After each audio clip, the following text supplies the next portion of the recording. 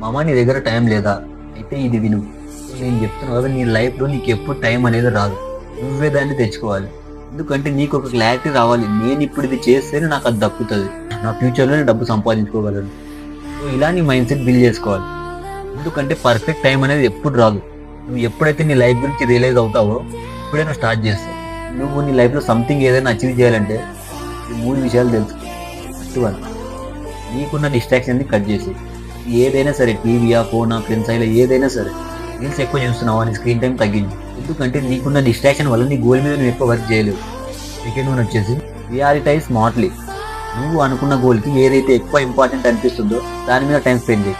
For example నువ్వు fitness మీద content creation start చేసావు అనుకో, యూట్యూబ్లో నువ్వు ఫిట్నెస్ గురించి, బాడీ బిల్డింగ్ గురించి పోడ్కాస్ట్ చూసావు, అది నీకు యూస్ఫుల్ కాబట్టి దాని మీద టైం స్పెండ్ చేయి. థర్డ్ వన్ వచ్చేసి stick to your daily routine. ఇది చాలా అంటే చాలా ఇంపార్టెంట్. నీ గోల్ మీద నువ్వు చేసే వరకు డైలీ రొటీన్స్లా మారాలి.